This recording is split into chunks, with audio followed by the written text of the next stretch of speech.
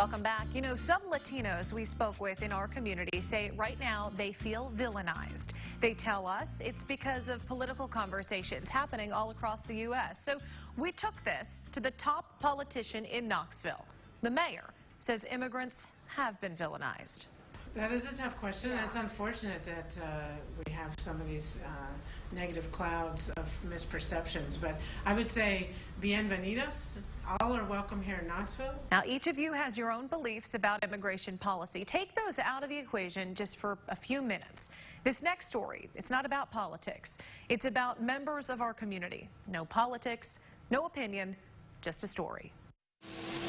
For a big project in a booming city, it takes a whole lot of materials, tools, and hands to get it done right.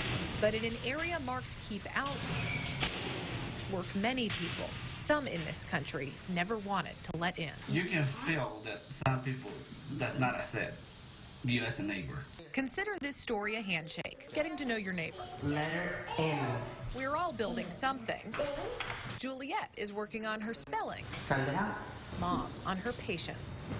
That's right. You don't have to. It's work that brought this mother from Puerto Rico and her husband from Mexico in 2008. And from hola to hey y'all. I didn't understand people very well because of the southern accent. These Spanish speakers are building a life here, and they're trying to build it right. My kids seem happy, my family seem happy, and we have actually made a family here. They're not the only ones. There are more than 33,000 immigrants in Knoxville. But I think the Hispanic population is growing. And so is this city. Hispanics make up nearly 30% of the construction workforce in America. When what you're building crumbles, We put everything back the way it was. the team at Antonio Renovations LLC will fix it. Not just in Knoxville, but throughout America, Hispanics are the ones that are building the homes, building the businesses. 80% of his employees are immigrants. Most of the immigrants are gonna be good for the community, and I think most of the people get that. I hope. He hopes because he's building a future for 3 very important clients. Yeah, and my kids are pretty high maintenance. He also hopes because he has to, because not everybody thinks he's good. Not everybody builds up neighbors like these. But these are the hands building Knoxville. We have a pretty good reputation. Antonio cares a lot about his reputation. It's another something that can be built and torn down. When I first talked to him on the phone, he said 3 times, We are not criminals.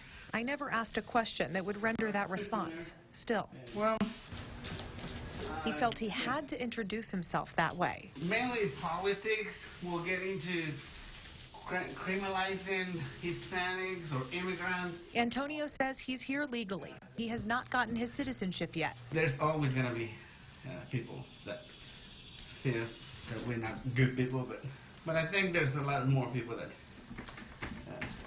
is good. We're all a work in progress. So if this story is a handshake, consider this a hand extended. Most of us have a dream, you know?